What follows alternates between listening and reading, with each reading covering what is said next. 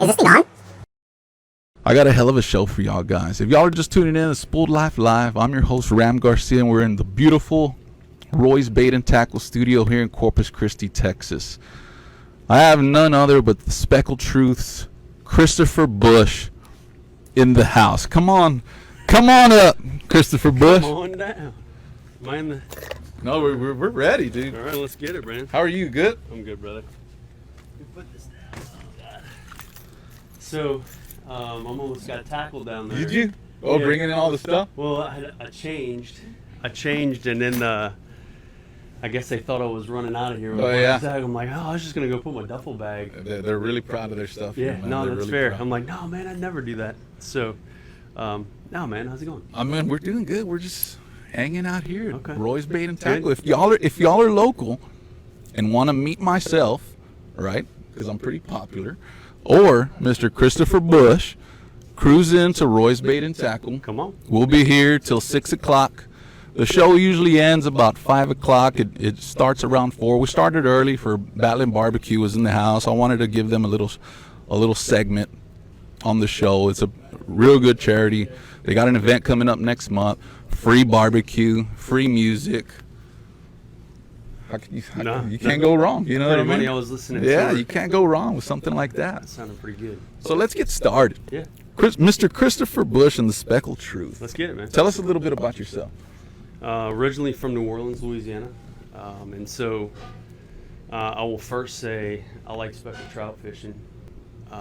That's probably an understatement, but I really grew up in New Orleans. I grew up under the watchful eye of my dad, and he is, for lack of better terms, somewhat of a local legend there in terms of speckled trout fishing, and so really started at a real young age fishing the Delta, Louisiana Delta, and so the kind of infatuation grew. And got my charter captain's license, chartered through LSU. I got my commission through LSU, and then so I'm still active duty Air Force, and actually just drove down here. So had to change and get out of the uniform. When you text me that you were in your uniform still, I was like, man, what is he doing? You know, So I had to. So you're in the Air Force. I am. Yeah, I had to officiate a retirement ceremony today, and it was good, man. It was a guy. He did 20 faithful years to the United States Air Force. He was Wow. one of my combat arms instructors. So he taught like all the weapons qualification for all of the airmen in the Air Force. They come through my combat arms range, where we teach them basically kind of small weapons tactics. And qualify them on the M4. And so it's good. So 20 years, he's trained about 350,000 airmen, if you think about it. It's crazy. And so he gave me the dubious honor of retiring him, and that's a pretty sacred thing in the Air Force. Really? Yeah, it is. So Was this your first one? no. Oh, okay. I've been fortunate enough to do a few others, but when you do get asked, it's definitely something you hold in high regard. Right. For sure. So I couldn't miss it. But it lasted a little bit long, and so I was hustling. I was beating feet down here, but nonetheless. So, no, man, just came into the Air Force, was really fortunate, aside from a couple of assignments, particularly Korea, as well as some deployments downrange, to really stay in the South. And so I joined after 9/11, been in for 17 years, and moved around. And so lived in right outside of Charleston, South Carolina. Then I went down to Keesler, Biloxi, Mississippi. Then here to San Antonio, I was at Randolph, and then over to Patrick Air Force Base, which is right outside of Cocoa Beach on the Florida East Coast, IRL, Mosquito Lagoon, and then back here. So been fortunate enough to spend 17 years in the South, 17 years following my passion, which is really speckled trout fishing, and really had the opportunity to kind of pursue both things, an Air Force career, and then when I started Speckled Truth back in 2013, it just kind of took legs, and so it was really kind of almost doing two separate careers, if you will, simultaneously, and it definitely wears on you from time to time, but it's great, man, and I'm super thankful for all of our followers that we've been able to have and meet and talk to throughout the years. So it's been amazing. Through the Speckled Truth. Yep. Right. If y'all have any questions You know, there's a lot of there's so many questions that you could ask about trout fishing. That's It's tasty. Yeah, it's wonderful stuff. It's from Lorelei. It's one of their seltzers, but I didn't want to get too much. They got from seltzer. I can drink that, right? Yeah, it's not fake. It's real. One of the first shows we had on Spooled Life, we had and I need to bring it back. I haven't done that in a long time. But the first show was a plate of jalapeno poppers. Oh, yeah. You know, and we didn't ever touch them. You know, I didn't eat one. You know, so somebody asked, hey, you know, when are y'all gonna eat the things? Well, I was like, man, some people have fake apples and lemons. You know, we have fake jalapeno poppers on the Spooled Life, right? Yeah, if y'all have any questions, Oliveto, Corey Hudson's in the house. My boy, he's he's been a faithful follower from the get-go. So it started, like I said, in 2013. He's from Biloxi, actually from past Christian, Mississippi, and it's guys like him and many others, right? We had an event last night in San Antonio. We had like probably about 20 folks and their families come out just to shake hands and say hello and realize that we're really of kind of a similar mindset in terms of approach to not only targeting trout but really conserving them. And so Corey's a great example of a follower that we have, truly dedicated his craft, changed his mindset in terms of kind of a take what you need, release the rest mentality. I mean, from Southeast Louisiana, it was always limit first, then we'll start releasing things. But you know, guys like Corey, he owns a restaurant, Hook Gulf Coast Cuisine, phenomenal chef. But man, brother from another mother for sure. And again, he's a great example of the many people that follow us. So I mean, last year I think we were like 6.5 million is what we reached. Wow. So we got a pretty strong following. And the fortunate part about like doing boat shows and doing events like we did last night, you get to meet these folks, and they share their journey, and that's what, you know, it kind of gets old from time to time writing a blog or producing content, but when you hear the stories from people that share a similar passion, that's when it's inspiring, man. You know, and that's what's fun about Speckled Truth. That's what's fun about our community. That's what's cool about kind of collaborating with you and many others across the coasts, up and down the East Coast. So, man, we just enjoy it. Right. Just have fun with it. Yeah. Meet new people. You had an event yesterday. You mentioned the event at the, what was it? Chicken and Pickle or Chicken and Pickle. Chicken or something like that? Pretty good turnout? Great turnout. Right. So, like I said, we had probably about 15 to 20, I guess, and they brought their families. And that's what's so cool, man, is like meeting the spouses and then their kiddos. And you know, their kiddos are kind of like up and coming trout fishing, and they don't really care. I mean, they were out playing like giant Jenga and giant Connect Four, and but it's cool to see the families kind of get together. And you know, my wife was there with our kiddos. We have 3, and so it's cool to kind of see that. And so my wife was telling me actually this morning, she's like, that was actually pretty cool. I never, because she sees me every day. And she knows about Speckled Truth, but to see like people drive out to come meet you, yeah, it's a big which deal. is like humbling, you know, really. And so that's when she was like, "Holy smokes, that was kind of weird." You know? I know there's a couple here that reached out when I got here. They were in Speckled Truth. They're in Speckled Truth gear already. Here? Yeah. Okay. There's a couple of them roaming around here waiting for 5 o'clock. You know what I mean? To meet you. Almost got tackled down there, like I said, man. So I'm trying not to do anything silly. You know, I need to create like a backstage pass for the Spooled Life guests. It's a good you idea. know what I mean? Yeah. That way, when you get here, they're like, man. Well, he saw all the stuff you were bringing in. Yeah, he saw the dirty 30 boxes. Yeah. And so when he saw that, he's like, "Oh, okay." Right. You know. He's upstairs. He's looking for the upstairs guy. And we're gonna get into this in a little bit, right? Can I keep that there? Yeah, for sure. Okay. Let's talk about it in a little bit. If y'all have any questions for Mr. Bush, shoot them in the comments. I'm looking to 2 screens just in case we lose connection here. But going back to your background. When you were growing up, what was the first saltwater? Because I know being you're in the military, right? I'm not from a military background. Oh, really? No, so I grew up in New Orleans. Oh, there's tons of saltwater there. Born and raised, like I said, I fished Louisiana Delta. I was a marsh rat. Actually, I had a boat before I had a driver's license, and so, when we would go down, we had a camp in Happy Jack, Louisiana, right outside of Port Sulphur, and we'd go to the camp, and I had a little boat, a little 16-foot flatboat I bought from a guy in Grand Isle, Mr. Dean Angedina, and I bought it for $1,500.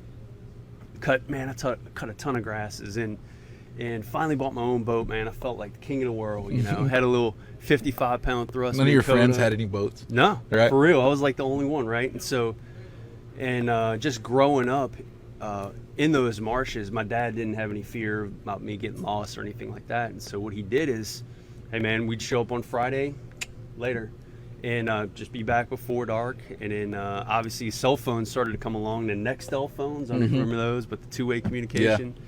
That was a lifesaver because I could stay out a little bit longer. But yeah, man, we would fish the surf. I'd fish everywhere. I'd explore patterns and this, that, and the other thing. And that's when his passion really transferred to me.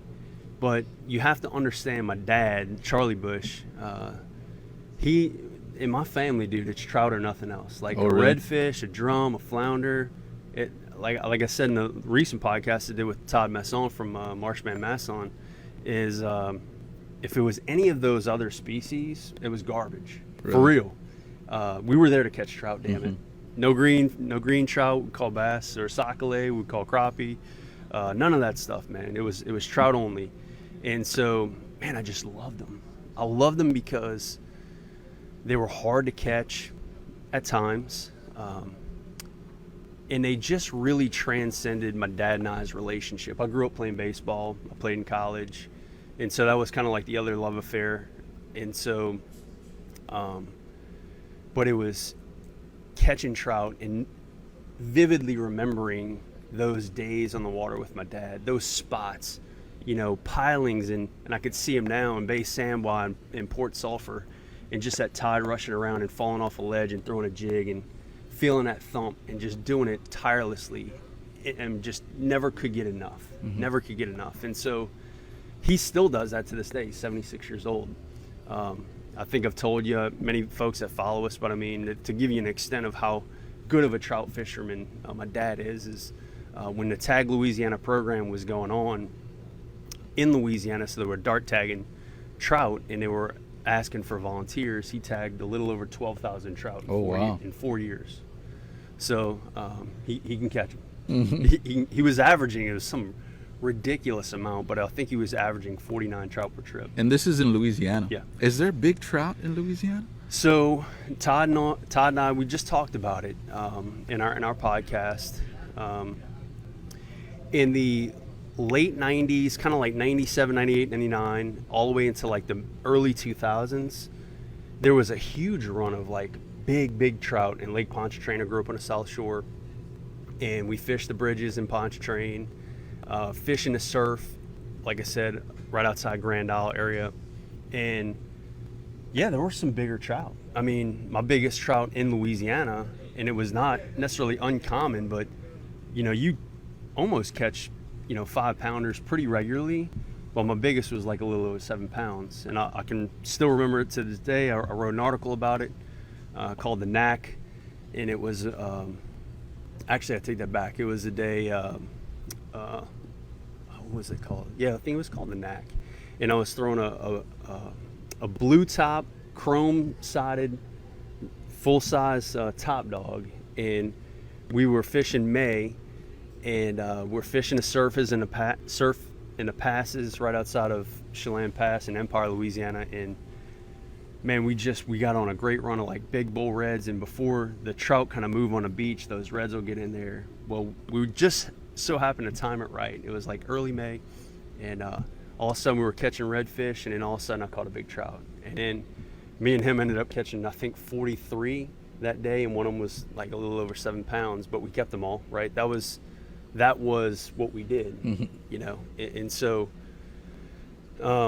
coming full circle now, that's all I target is try to target big fish because I love them. They're just something about holding a big trout is just unlike anything else right in the world. And so, but unlike then, like I do now, it's really understanding how valuable those fish are to me personally, and how much I love them is to release them, right? And I keep a few smaller fish, right? I take what I need and release the rest. But again, I just really enjoy maybe the pursuit more than I do the harvest. Now, right. So when you call the Speckled Truth, it's not just because you thought about it yesterday. This has been, trout fishing has been going on your whole life. Yeah, absolutely. Right? That's pretty cool. Yeah.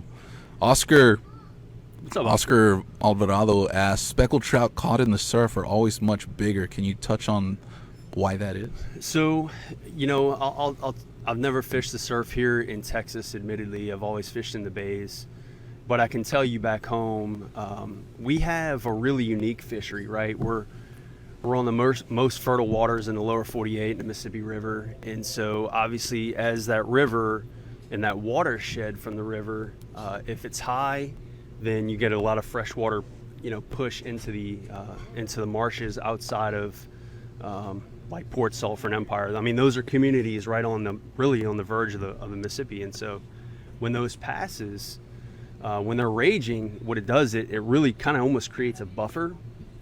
And what happens is a lot of those smaller fish, they really enjoy that kind of nutrient load, because what happens is a lot of those smaller bait fish is really, that's why Louisiana is such a fertile fishery, is because of the water quality there and the nutrient load, because a lot of those, smaller fin fish and bait fish grow up in that nursery and then they kind of push offshore. And so those bigger trout will stay offshore, and then as that water or as the river gets low, they'll start to kind of pull back in the river system. And then really the beaches and the passes are really the first place they kind of stage up. And then by that point, when the river does get low in Louisiana, it's typically around like the summer time frame, right? Because we've already had that snow melt and all the runoff from, the Midwest and all that stuff, right? So they just kind of set up. In the early 2000s, late 90s, we were in tremendous drought. And so, I mean, they were catching redfish close to Baton Rouge, like in the river. I mean, it was crazy how little watershed the Mississippi River had. And so a lot of those big trout just inundated the interior marshes of Southeast Louisiana. And so just a phenomenal decade. I mean, that was when I think like 5 or 6 of the top 10 trout in the state of Louisiana were caught in that kind of time frame. Wow. Yeah, it's crazy. How many trout can you keep in Louisiana? It's 25 per person per day, 12-inch minimum, no maximum, so there's no slot. And right now, the Department of Wildlife and Fisheries is actually looking at reducing the limit. And what they did is they did a series of polls to ask anglers that participate in the fishery to kind of give some catch data voluntarily. And then they did a series of meetings all across the state, all across the coast. And then they're compiling along with the SPR, the spawning potential ratio. And what they're seeing is that the spawning potential ratio dipped below the sustainment level. And couple that with catch data, they figured that there could be a little bit of over harvest there, or again, we're kind of in an environmental anomaly where we've had a lot of really, really, really, really wet years consecutively. And so they're trying to figure it out. But, 25, 12-inch trout, it was nothing, absolutely nothing to go growing up to catch. Me and my dad, we go catch 50 like an hour. It's pretty ridiculous. And so one of the completely against the law, didn't realize it at the time. I was pretty young. So if Department of Wildlife and Fisheries comes and arrests me, that's okay. I deserve it. But again, growing up right there in Happy Jack, this is how good that fishery was. And we took it for granted. We went out, went to Bay Sambois, we call them the burn down camps. We sat there, and it was a spot that was super unique where the fish would just eat like crazy right before the sun hit the horizon. Once the sun hit the horizon, for some ungodly reason, they would just pull off this flat and go away. Well, we went there, and before literally the sun hit the horizon, we had 50 trout in the box. So what do? We drive back. The charter fleet is still idling down a canal. We've already come back with a limit. Mm-hmm. Slide the ice chest off, run back out there, and same spot, and just maul them again. Come back, I clean 100 trout underneath the camp. My dad's cooking some biscuits and eggs and bacon. And we're like, hell, man, it's like 10 o'clock. What are we going to do? Mm-hmm. I'm like, let's go fishing. Right. So we go back out to the same spot, and they had pulled off at that point. We go hit another spot and just maul them again. Run back to the camp, slide it off, and then do it again. And it was really that day. It was really that day when I think both of us looked at each other in the eyeballs and were like, what are we doing? Right. And that was probably, I think it was maybe, I don't know, 18 or 17, 18, 19 years old, something like that. You know, so I mean, I knew better. He certainly knew better. But again, he grew up in the time frame when there were no limits. And, Yeah, and it was so a lifestyle already. they measured success on how many ice chests full of trout you had. Mm-hmm. And my dad and my grandfather would go sell them commercially and all that stuff, right? So Here we got people hanging up stringers, and over there where they were opening up ice chests. that was crazy. Right. It was absolutely crazy. Why do you think the drastic limits from Texas and Louisiana differ so much? Well, I think it again is the Mississippi River. Oh, really? Yeah. I mean, so if you look at the southeast part of the state, their limits are different from the southwest part of the state. Calcasieu, Big Lake, Sabine. Really? They're 15. Even they would argue that they still have a good enough fishery to sustain the 25. But if you talk to legends like Bruce Ball, which I've had an opportunity to do that, and many others, they'll even, and Jeff and Mary Poe, I got a chance to meet them, legends on Big Lake. And they actually moved their guide operation from Calcasieu and Big Lake, and they had chartered there for like 30-something years. Mm-hmm. Just up and left that charter operation and now and set up shop in Mobile. So it kind of speaks to, I think, the degradation of trout fishing in the state. But I think the Mississippi is a huge player in how good of a fishery that is. And there's so much marsh, man. It's so diverse, right? I mean, Mm-hmm. It's not like the Laguna Madre where, you know, it's pretty shallow, it's sandy, it's got grass, some shelf, some mud here and there. I mean, I can take my boat and get lost and not see another boat and even to this day, you know, go and get lost and maybe see, you know, 2 or 3 boats. Mm-hmm.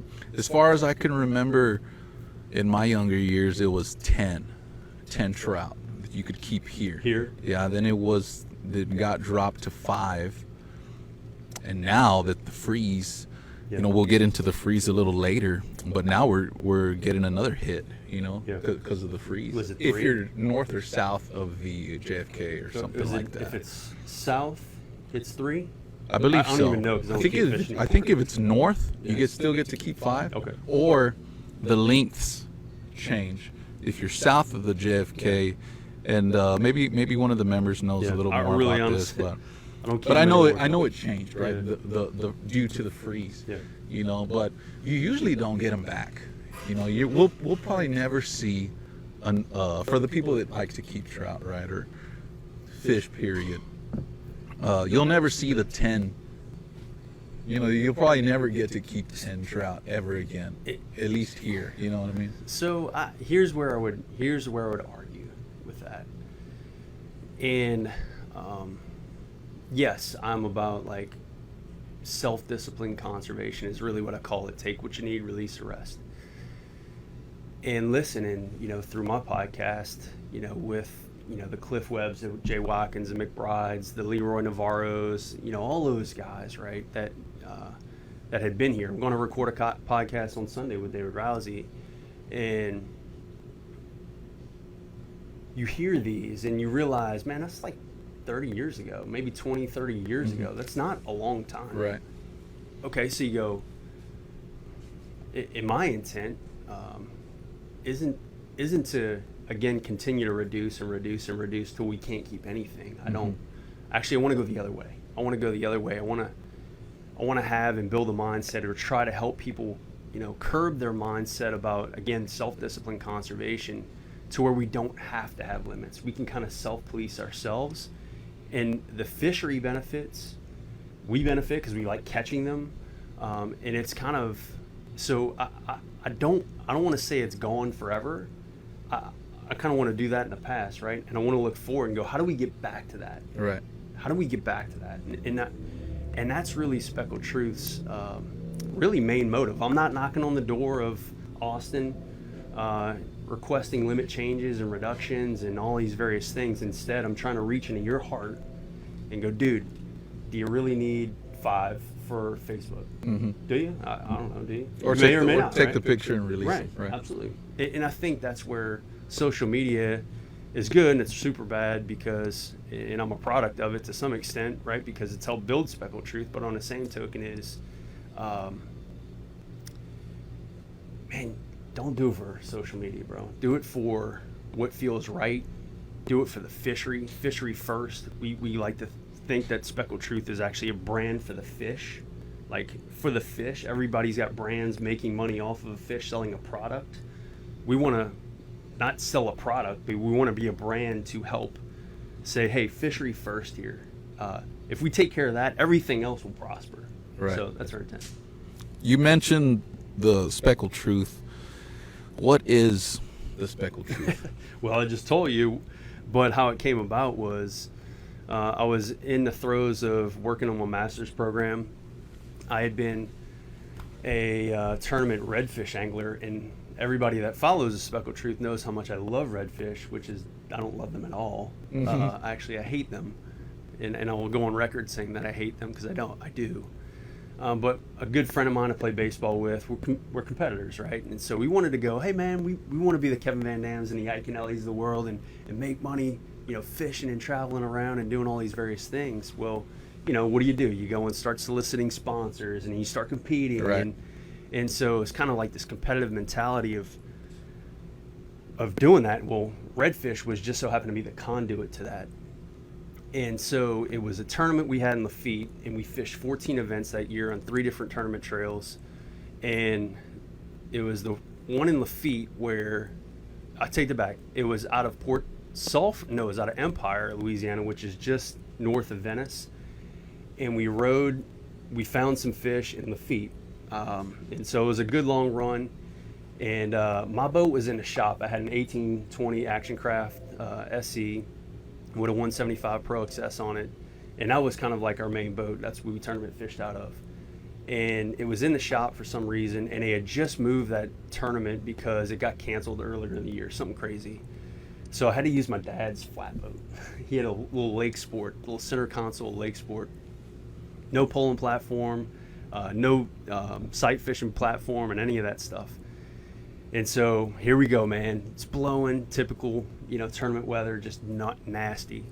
And we're running across Bay Adams, which you can kind of start to snake through Port Sulphur, kind of running up to Lafitte. We're running across Bay Adams, and all of a sudden this trolling motor head starts smoking. Like, what the heck? And we shut the boat off, get the fire extinguisher, we fried the trolling motor. I guess it's a loose connection. We were hitting those waves and just shorted it. All right, man, let's keep pressing, dude. We get in this pond, and our fish are there. They're set up. They're schooling. We see, schools of, 8 to 20 fish, and we just could not catch the right one.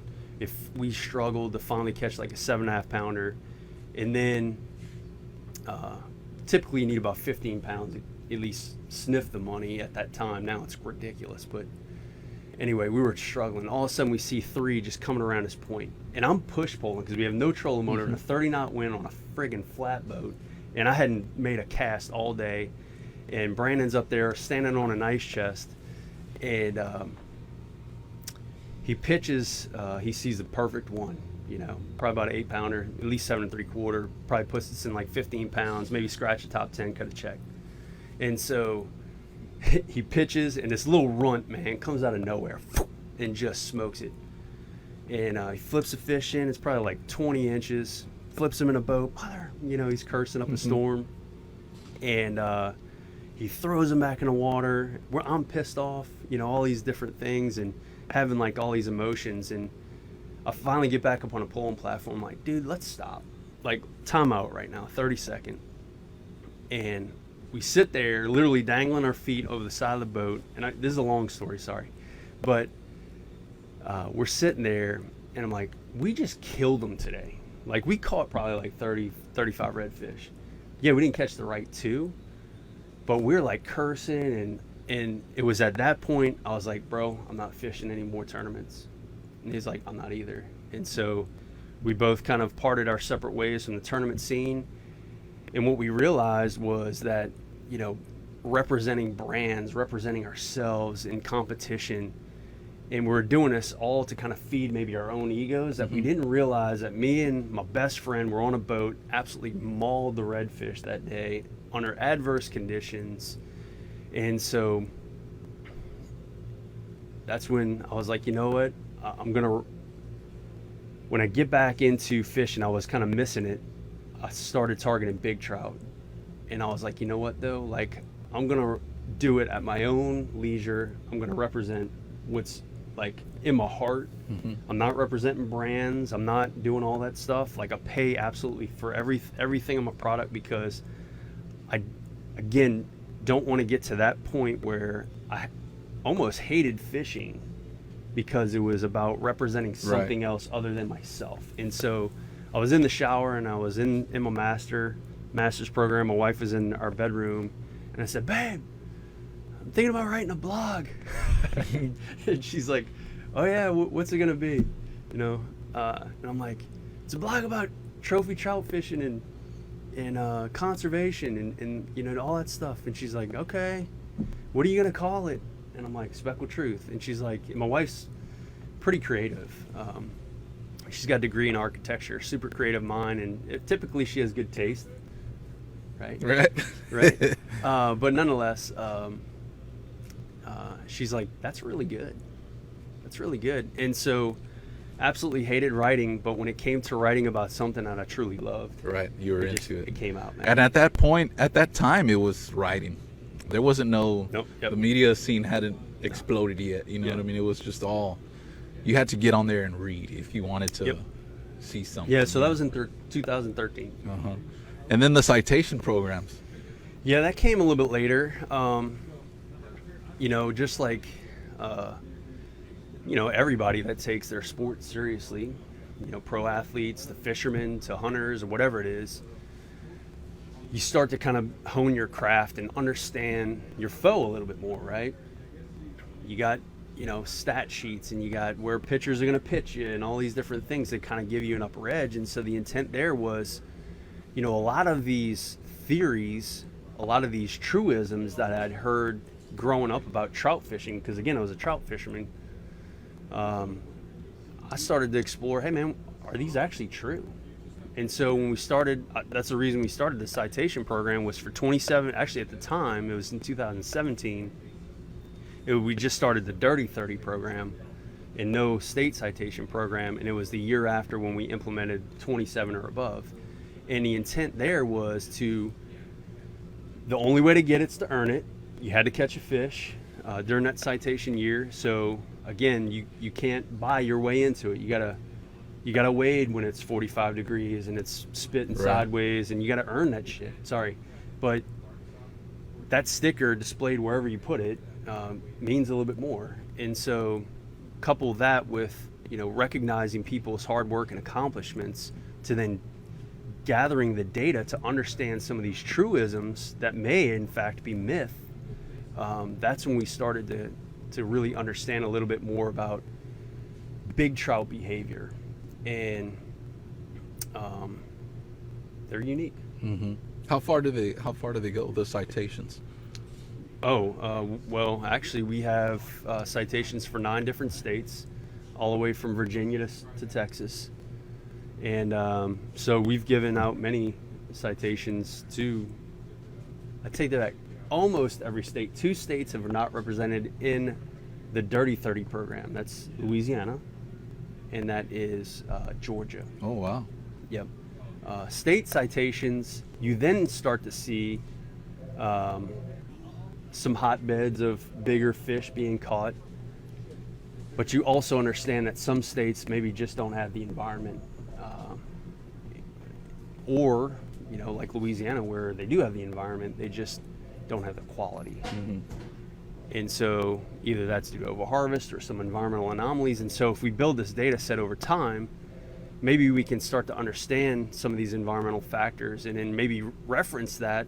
And that's when we started to kind of partner with like Hart Research Institute or Mississippi Gulf Coast Research Lab and all these different kind of conservation agencies that are kind of doing the same thing to kind of share some of this data. So it's been pretty fun, man. Mm-hmm. And it's cool to see. I mean, people have framed them, like framed the citation stickers, and you're like, it's a big deal. That's pretty cool, man. Yeah. You know, I mean, people get emotional with them, you know, and like, damn, dude, that's hard work. I finally did it. Because the citations go from what lengths? 27 or above. Okay, 27 So, and above. Yep. They And the reason we went off the dirty 30, because we were just going to do the dirty 30, was we figured that a 27-inch trout in the state of Mississippi is kind of equivalent to like a 30 here. That's a big fish. It's a big deal. That's a big fish for that state, right? So we wanted to recognize that, not to make it more attainable, but again, just understanding that there's differences. There's a lot of 30-inch trout here in the state of Texas, but there isn't in Georgia or you know, or North Carolina. I take it back, or let's say Mississippi or Alabama. So that's where we want to recognize some hardworking people getting after it. Mm-hmm. So you get for the members online, if you do get a 28 inch trout, we call you and they say, man, dude, I just caught me a 28-inch trout. This is a citation fish. Absolutely. You can reach out to me. I don't mail them out anymore. Actually, what I do is Robert Hoyt, who's one of the guys, is part of the Speckled Truth. He's one of our kind of 4 key members outside of myself. And so it's Keith Morrison, Kyle Johnson, Ed Crum, and then Robert Hoyt, who's Ed's brother-in-law. He's like a CE guy, a civil engineering guy, and really good with spreadsheets, and he works from home, and so he has more time, a hell of a lot more time than I do. So you just go online to thespeckedtruth.com. There's a citation article about it, and you click on that. There's a link, and then you submit your photos of the fish. It's got to be on a measuring stick, so it's verified. And then you'll submit other things like obviously your name, your address, where kind of where you caught it. So let's say if we caught it right out here outside the JFK out of the Naval Air Station, right? You could just say Upper Laguna Madre if you don't want to dime out a spot, right? And so the lure type, and then whether or not that fish was released. And what we found was, that was a really cool stat from that, is over the course of time, you see that folks that have caught a 27-inch trout or above, there's roughly about like an 82% release rate. So that kind of shows maybe there's some appreciation for folks that are kind of dedicated to this craft, if you will, to maybe their respect for that fish. Travis sleeps with his dirty 30 stickers. And Jimmy's got one too. So you can't just buy this thing, right? Because I see Jimmy, he's got one. But you can't just go online on eBay and get you a sticker. Got to earn it. Right. And I will tell you, I would have made a hell of a lot more money selling this, because it's a state cutout for the 27 inches or above, and in the dirty 30 sticker, it's actually, let's see. We used to mail these out, but this is the box. Well, we used to send these out. Okay. But it's that sticker right there. But I would have made a hell of a lot more money selling that that state logo than giving them out. Everybody would want to put them in the back actually of their trucks and stuff. Costs us about like $600 a year to get all the stickers and then mail them out, and with postage and stuff like that. So we're already operating in the delta or at a negative, and so our intent there is, and what we keep saying is that, again, that's kind of our investment in the fishery. That's the way we kind of justify This program's for boats and kayakers, right? Waders, kayakers, shore fishermen. You ever do any kayak fishing? No. No? Just strictly boat? Yeah. Even when you grew up, it was started on a boat, right? Yeah. I'm not a kayak guy. No offense. I just, grew up on a boat, and I really like wade fishing. And I, obviously that's really my preferred method, even growing up in Southeast Louisiana. Unlike many, many, many anglers in Southeast Louisiana, they typically won't get out of the boat. We were the opposite. My dad and I, we definitely wade fished a lot. Really? We wade fished pretty much from March to September.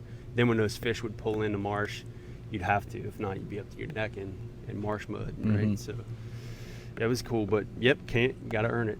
Right. The Speckled Truth tournaments, Yes. There's one going on. There's one that's fixing to kick off in October, which is the Old School October. Old School October, which you're using the K-Wiggler shrimp tails, Shrimp tail, yeah.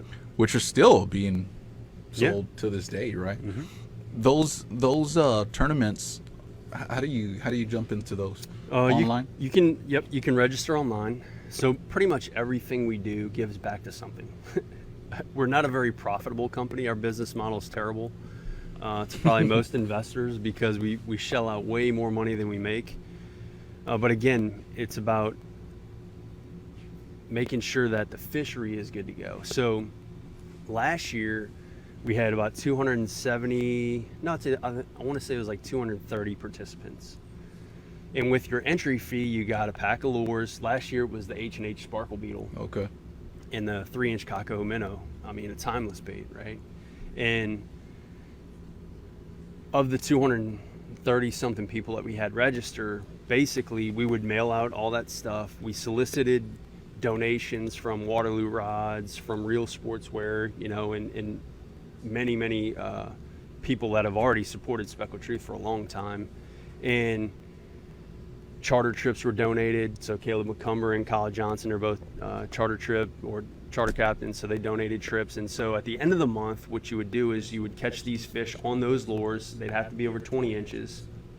And with every entry into, so once you actually bought into the Old School October, you get it almost like a raffle ticket. So you get one chance.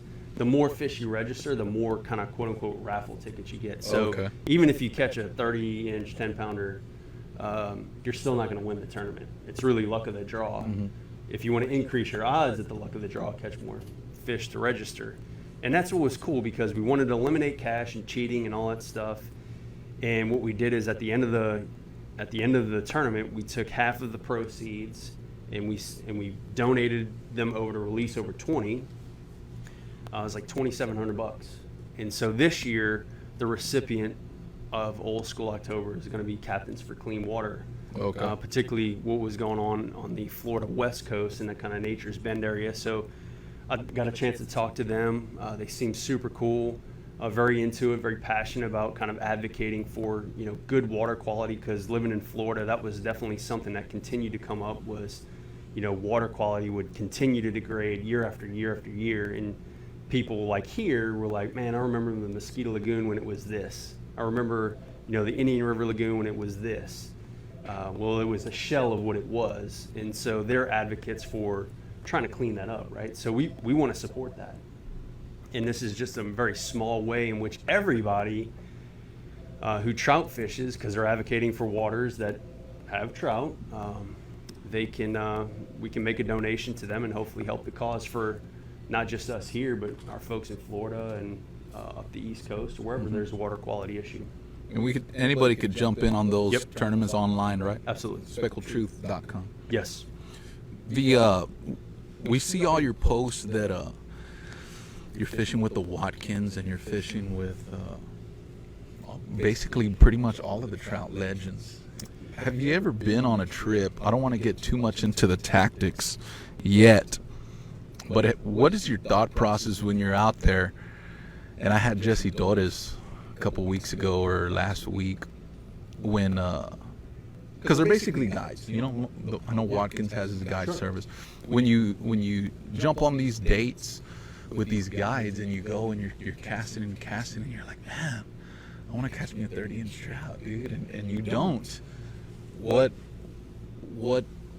measures do you take to, okay, I'm not gonna do this no more. I need to start throwing this, or I need to tie this on and throw this. You know what I mean?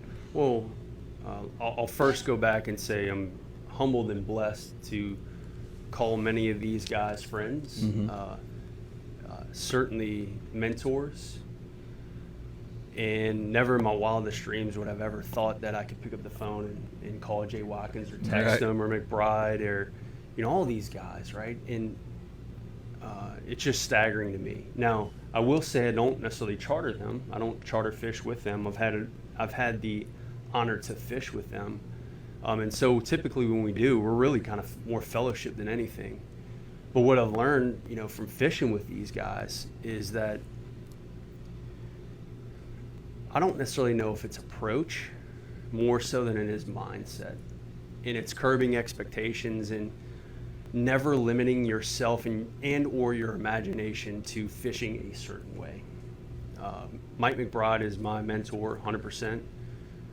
He's probably he's very eccentric and eclectic, and if you had at least an hour conversation with the man, you'd understand that his trout fishing IQ is pretty much off the charts, to the point where Jay Watkins is literally taking a video of the guy, and that's a legend. When a legend's telling a dude a legend, that's a different story. But what Mike is always doing is he's always analyzing, he's always studying and scanning, and never limiting himself. So he's as versed in throwing a tail as he is a corky or a top piece or a double D or whatever it is. And the conditions will dictate as such, right? Now, he's had a lifetime of experience that helps curb that learning process. But on the same token is, when they're out there, they're never like, yep, I'm going to throw a floater on this flat because I caught him on a floater on this flat last time. Instead, they go, yeah, something's not right here. Literally, it'd be like, the water's like maybe 4 inches low, for real. Like, it was typically above my knee, it's below my kneecap, and they'll pull off a little bit, and then they'll figure something out, right? And that's where you go, okay, that's just experience. And when you learn that, and that's been something that I've charged myself with, is trying to understand and not limit myself in my own approach and fish really what the conditions give me. Understanding that as fish are eating, their behavior, where they're hooked on the face or whatever it is, how they're responding to a bait, I pay more attention to that than I actually fighting the fish sometimes, because that's telling me, this is giving me clues, and that's why I love them so much, is because that, even when a fish is maybe hooked on the top of the head, or something like that, something wasn't quite right. That fish wanted to eat, pulled off at last minute, and just so happened to hit the bait, and you hook the fish, right? When it's down a throat, it's a different story. They wanted that, and they teed it up. Right. I think we've seen videos enough where when a big trout's ready to eat, they're not missing.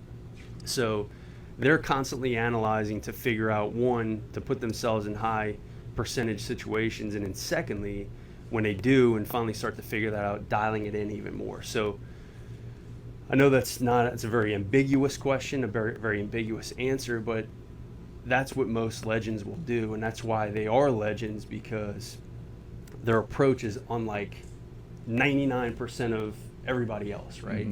Oh man, like I said, I've thrown a floater in here this time of year. This is typically what works. Well, yeah, okay, that's a great place to start, but don't limit yourself, right? See what's going on. Maybe there's a color change, and okay, maybe posture on this side of color change, knowing that what's going on. It's just watching them think through and problem solve on the fly. And the fortunate part about fishing with Mike is he never stops talking. So you hear his thought process, and when you fish with him enough and stand next to his side long enough, you inherently kind of through osmosis kind of pick up on these things, and it's amazing, man. And then afterwards, then you're sitting at the dock and he's drinking a bourbon, smoking a cigarette, typically making jokes either about Trisha or Jay or somebody, right? And that's what's fun to kind of hear him kind of think his way through things. And so I love those guys, man. Again, super humble to know them and to be around them, and just humble. Yeah, that's cool, man. If y'all have any questions, Jason Paul is in the house. Hey, man, he was there last night. Yeah, I saw him out there. If y'all have any questions for my man Chris Bush, shoot them in the comments. He's here for the show, right?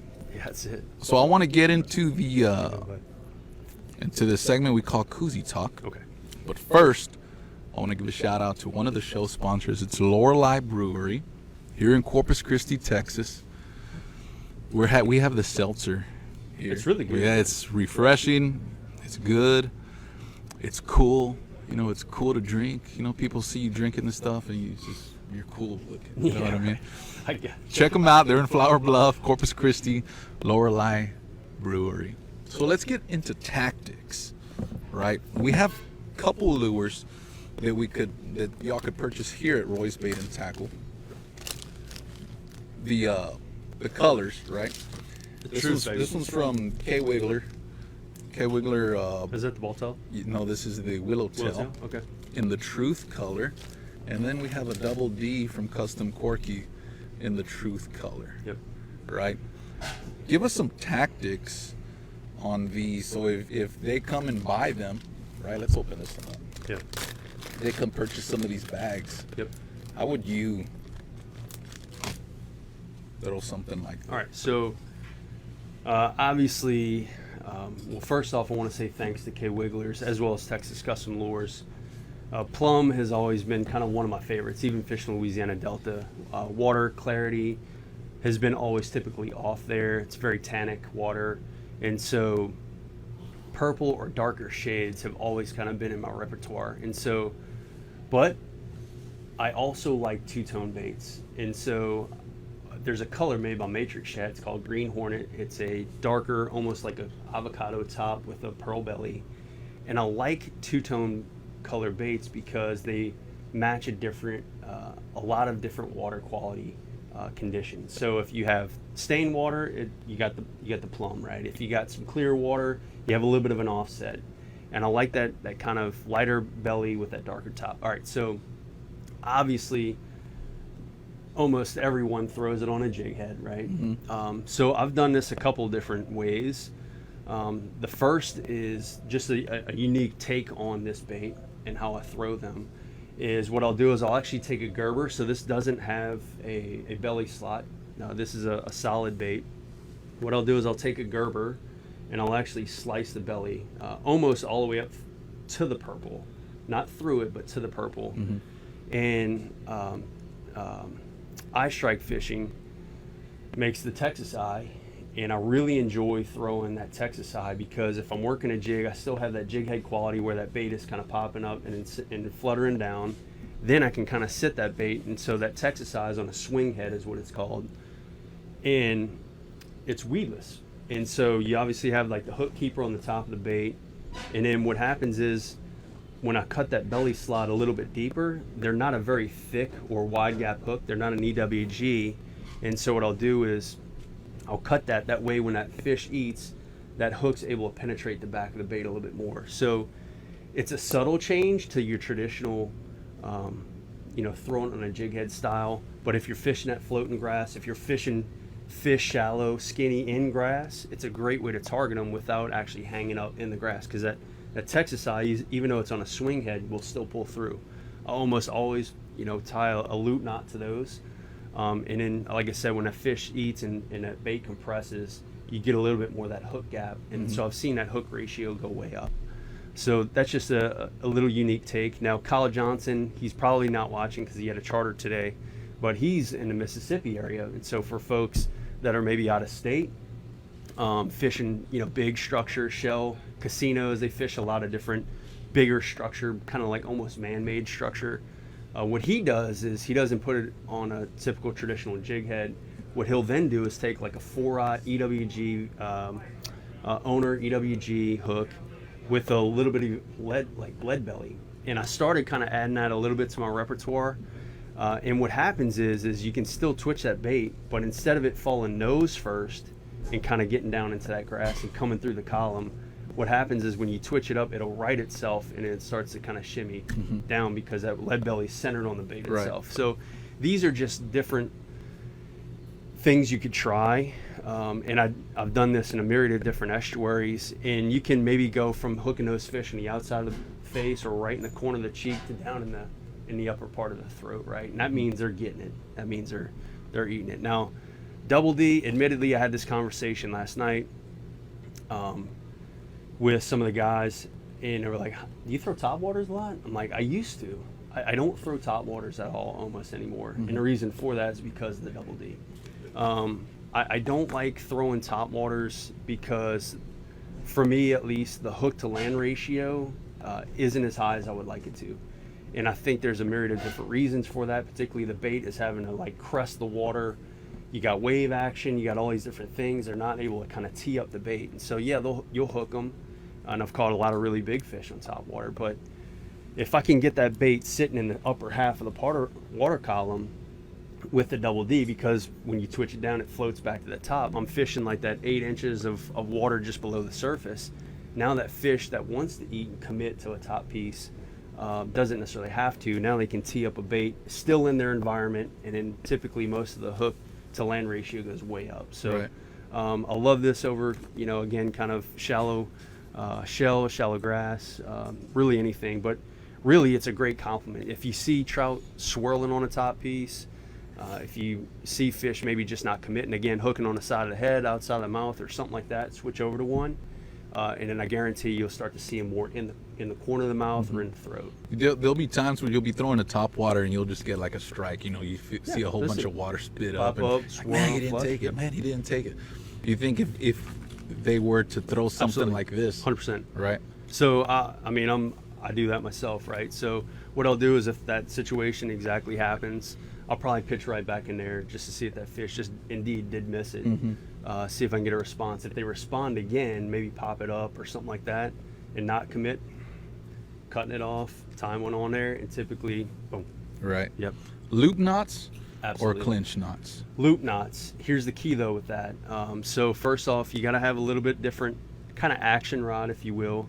I like a little bit lighter action rod with the double D. I throw them on spinning reels. I throw bait casts, but I throw spinning reels really for jerk baits and double Ds and Ned rigs. Those are my three. But really, the loop knot is the key. Well, let me go back. So the leader, I always throw it on fluoro, because fluoro has a lot of memory. And then what I'll do is I'll tie a really, really, really small loop knot to where it still has freedom on the nose of the bait, to where it'll still kind of twitch and everything else. But that the hard, lot of memory with a fluorocarbon leader, if you're fishing it with monos, particularly like 15 pounds or less mono, you'll start to hang up on that front hook a lot. So if you do throw them and you're hanging up on that front hook, one, change your rod, probably go to a lighter rod setup. And then secondly, just switch over to fluoro. And then a lot of people, what they'll do is they'll tie these big loop knots, and it gives that bait a lot of freedom. You don't really need that. I like that small loop knot, because it still gives that bait some freedom, but it won't over commit and over rotate to where those hooks are, you're fouling up with your leader, right? So, but great bait, phenomenal bait. Do you ever throw anything that requires the clinch knot? Or it's pretty much loop knot? I do. 100%. Yeah, I do. More so jerk baits than anything. I'll throw a clinch knot. Particularly, most of them come with split rings, but I'll even remove the split rings. And my tackle room is a nightmare, because I'm always tinkering with things. So I'm changing split ring sizes, the hook density sizes, whatever, just to give, maybe I'm tinkering with lead strips, all these various things to maybe right some buoyancy, or maybe have it slightly descend or slow down the ascent, right, or whatever, right? So I'm always tinkering with those. But yeah, I always will throw like a clinch knot on a jerk bait, 100%. But like, fat boys or corkies and my Miradines or anything like that, I'm typically loop knotting it. Even my Ned rigs and soft plastics, I'll typically throw a loop knot almost. Now if I'm back home and I'm fishing at jigs or the bridges at Pontchartrain, or I'm fishing a little bit deeper water, maybe some windy bayous in the Mississippi coast or Pascagoula area, where I want to get that bait and I'm fishing at 7 to 10 foot, I'm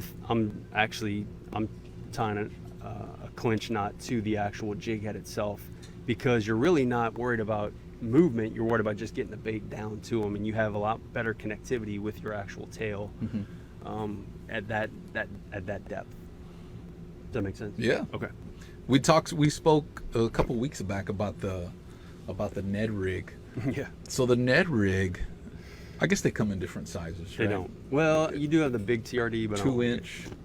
2 inches is it's a 2.5 inch bait. mostly the size of the bait. When you were talking about that, the Ned rig, already the Corky's a slow retrieve bait, right? Nope. You want to go fast? I'd always go fast. Oh, really? Yes. Oh, wow. So the Ned rig is slow Yes. retrieve. Yes. I want to go back to the corky now, because everybody's talking about when you fish a corky, you fish it slow. You know, you fish it slow. You of course you don't want it to hit the bottom, but your retrieve time is super slow, right? But you like to bring yours in. If the nose is coming out the water, hey, we're right on. Oh wow! So you're basically fishing the top, almost. Yeah. on the top. Now what I'll do is, so Leroy Navarro and I kind of pulled the thread on this one a little bit, because we fish it the same way, which we didn't know. But what we'll do is we'll work it almost like a top water, like you're walking it up, boop, boop, boop, boop, boop, boop, boop, boop, and you get that cadence, and you'll see that bait kind of coming at the top. You'll see that nose kind of peek out the water. And what I'll do is, after I give it like a 3-4 count twitch cadence, then I'll sit it, and I have my rod typically at like a 10 o'clock. And then what I'll do is I'll do almost like a really slow pull to that 12. And what's happened is that bait's on the top, and as I'm slowly pulling it, it's kind of slowly slowly descending. And then when I go to kind of re-engage and kind of start that next twitch cadence, it gives that like half second of free fall. And sometimes that's typically it. Now, you have to think too, I'm never typically fishing very deep. That's one thing, I don't really fish very deep. And so I'm trying to work that bait as quick as possible. Now, if I'm fishing, let's say belly deep or something like that, I might slow it down. And maybe when I go to re-engage that twitch cadence, I might give it a second, and then I'll start it again. Boom, boom, boom, boom, boom, boom, boom, boom. And I'll just slowly pull it up. And typically, it's right when you go to re-engage, boom, and I'll set it. What's going on? Looking for a little action that direction. Sorry. It's okay. With the corkies, loop knot. Right? Yeah, absolutely. Yeah. Cool. 100%. All right, so y'all heard it here. Go ahead. Now, I'll throw, this is how nerdy I am, I'm sorry. So I'll even go a little bit further, where depends, a lot of people have different preferences. I have a lot of different preferences. So in the wintertime, I'll actually go to 25-pound big game, Berkeley big game, which is a monofilament leader. If I'm throwing a floater in the summertime, I'll actually go over to 17-pound true fluoro. And the reason for that is because the line diameter on a monofilament leader is much larger, and it has a lot of buoyancy. So again, I want to keep that bait up. And in the summertime, again, I'm throwing a floater, and I'll pair it with some fluorocarbon. It kind of is a nice natural balance of kind of still fishing that kind of same general part of the water column. Does that make sense? Yeah, for sure. Yeah. So y'all could get these lures here, Roy's Bait and Tackle. We got the Truth colors. These are the only Truth colors out, right? That's that correct. the other manufacturers make. That's correct. You have your own colors too, right? Well, this that we is can really find on the website. We don't sell lures. We do, but they're never generally in stock. Oh, really? Yeah, because fortunately, man, they sell pretty quick. Yeah. But when talking with Lowell from Texas Custom Lures and Eric Botnick from Mirror Lure, there was a lot of demand for the Truth. It's 27 MR, but in a double D, particularly here for Texas Coast. And so Lowell talked to Eric, and then they produced the Truth colored double D, but it's the same color as our typical 27 that we would sell. We do have 3 other colors that we do sell in our kind of lineup. They're for, again, a myriad of different fisheries, because again, we got other guys that are part of the Truth, and so each person has kind of their own particular color, and they've created their own to kind of model that color spectrum of that particular fishery. But again, most of them will work in any fishery, just some work better than others. But yeah, we do, and the cool part about it is, like, particularly with these K-Wigglers, is that a portion of these sales, we don't get royalties on this. So Larry Higgins and Wayne Davis, they actually collect those, and then what we do is we make a donation, again, to Hart Research Institute or the Mississippi Gulf Coast Research Lab. And so one of our big goals for the next probably year or two is we want to fully fund a trout hatchery release. We want to donate enough money to say, here, place, raise these trout, and we want to fund that release back to that fishery. And so again, getting back to our business model, it's not very good because we're like shelling out a ton of money. But again, I'd much prefer to have a fishery 10 years down the road than be a millionaire. I have to say it, because I could be a millionaire and I don't care, because at the end of the day, I'm probably still going to go fishing whether I have $1 million or $2. Right. Hell yeah. So that was our koozie talk tactics. Right? I'm super long-winded, man. Roy's Bait and Tackles got them all. They got the EGR hooks to the Texas Eye hooks. Yep. Cruise in and check them out. Next up is a tough question. In your opinion, how bad was the 2021 freeze? Fairly loaded question, if you ask me. But I will say, I think it was bad in certain areas. I'll echo basically what Dr. Greg Stun said, and said other areas got more affected than some areas, or some more than others. And so in my 8 times I think that I've been fishing since, I take it back, I've been fishing about 8 times this summer. I don't fish in the summer, so that's a lot for me in the summer, but I probably fished maybe 20 times since the freeze. You don't fish at all in the summer? No, I don't. How come? Well, that's when the kids are out of school. Okay. I really enjoy the winter time. So if I'm going to save up enough kitchen passes, I like it when Right. when I'm going, when I want to go. And, kids are out of school and they're growing up. They're 12, 9, and 5. And so they're at their impressionable ages. And so if we can do things as a family during that time when they're not in school, that's when I should be home. And so fishing kind of takes a back burner. We go do trips. We do the Schlitterbahn thing. We go to Kalahari resorts. We go see family back in Louisiana. This, that, and the other thing. But in the times that I've been, I've seen a lot of bait. And that's pretty consistent with Dr. Greg Stuns. And what he says is typically after a freeze, you'll see a lot of bait because there's not a lot of predators eating the bait.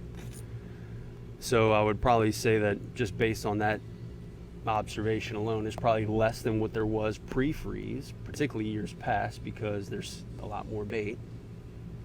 And I would also even go to the extent where the fish in which I am catching, particularly in the summertime, I've caught a lot of fish each trip, but it's been pockets of fish. And I've heard, this being said at Bite Me podcasts, and I listen to those guys, and they're consistent with the Matagorda area. But if I'm fishing locally here, if I can typically find the bait, I'll land on a pretty large school of fish. Now, I haven't caught any big fish this summer, but again, I don't really fish in the summer. Right. But the amount of fish I've been catching, and what's reassuring to me is a lot of the fish that I have been catching have been in like that 14 to like 19-inch class, a lot of them.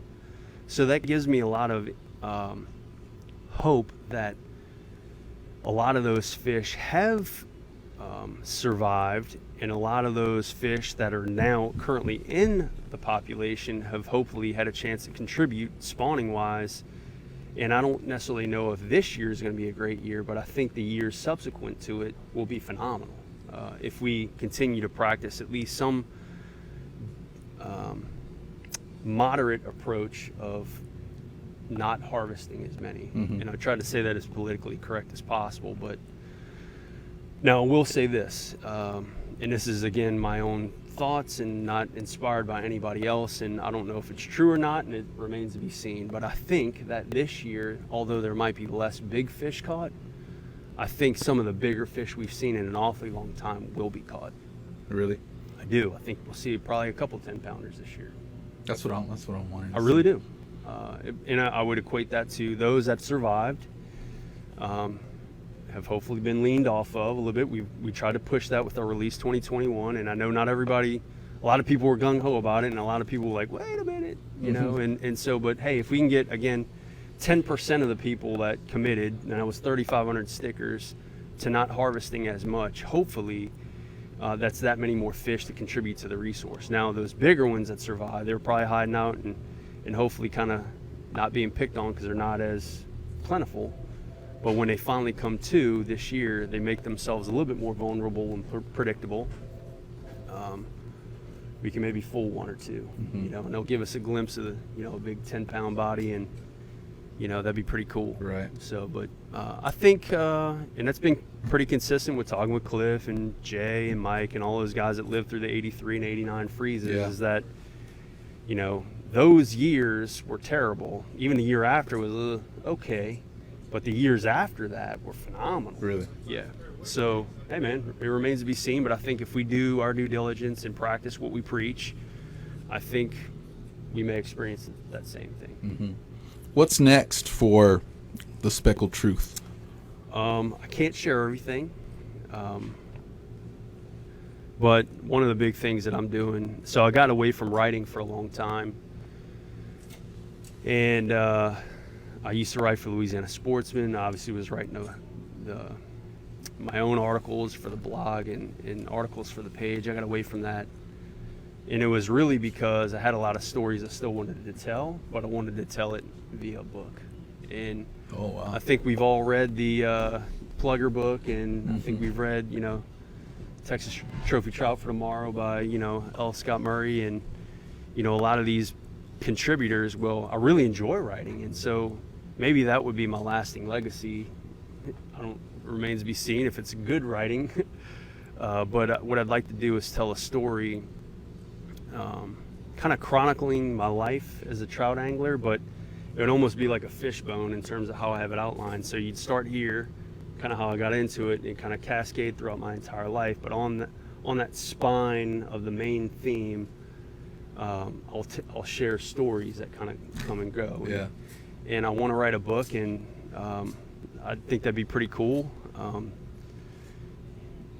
To leave that to my kids, and hey, that was kind of Pops' legacy, if you will. In no way, shape, or form am I ever looking to be legendary or anything like that. I've always often heard it say, that word won't buy you a cup of coffee. That's true. So, and really, the true legends we've already talked about. Those are the legends.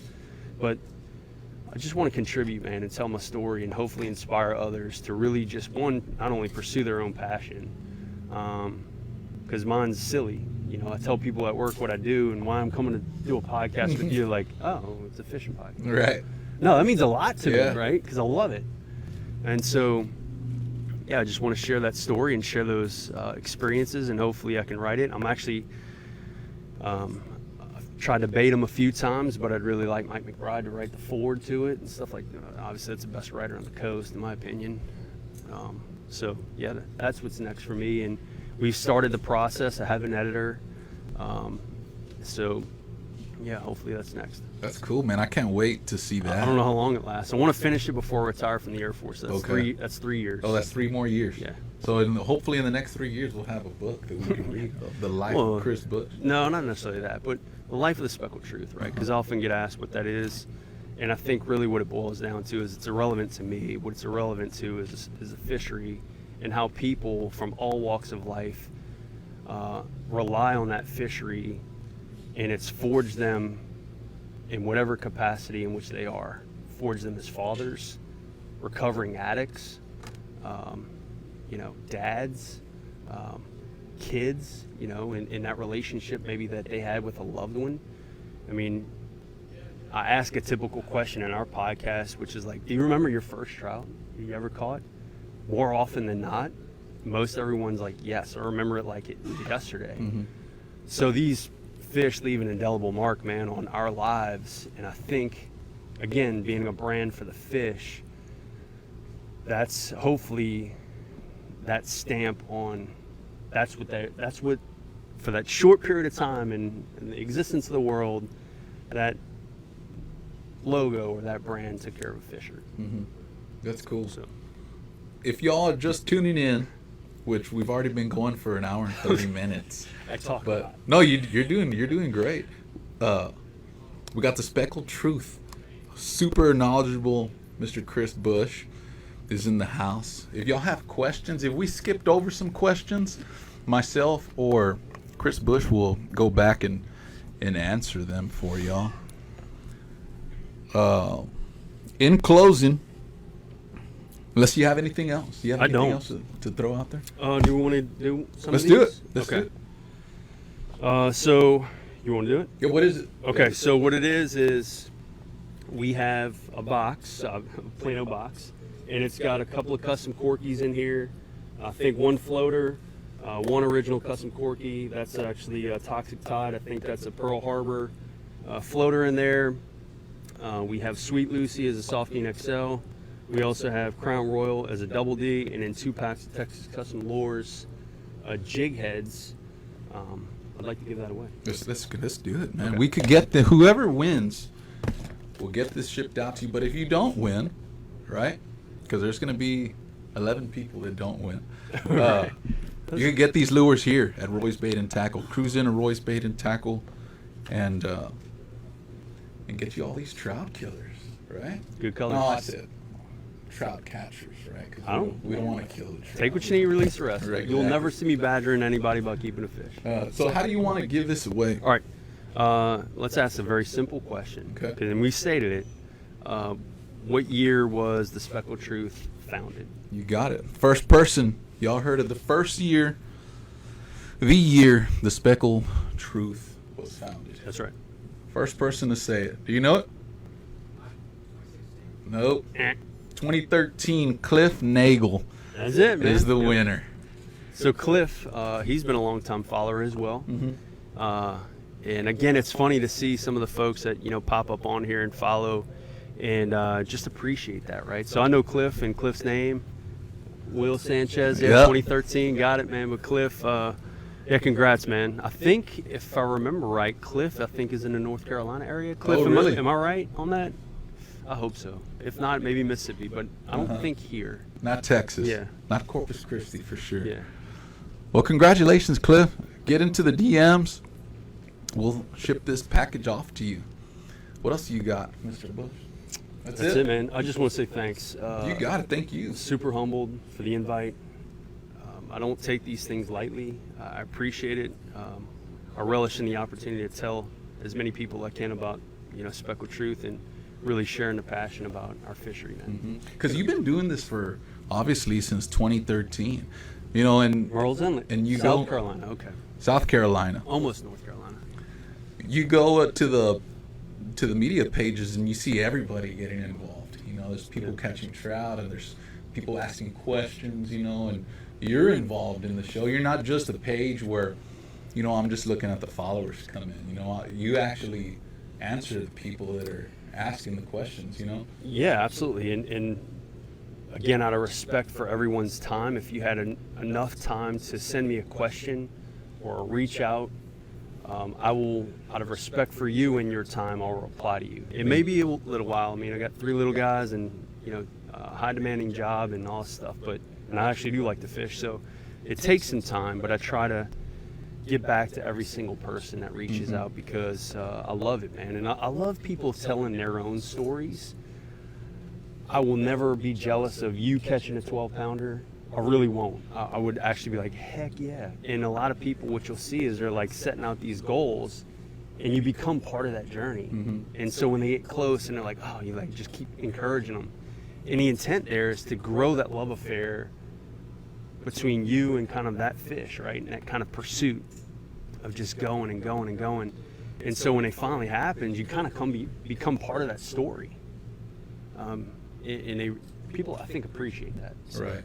All right, that's it. I'm done. So they could find you, one more thing. They could find you on Instagram, Speckled Truth. Yeah. Facebook, Speckled Truth.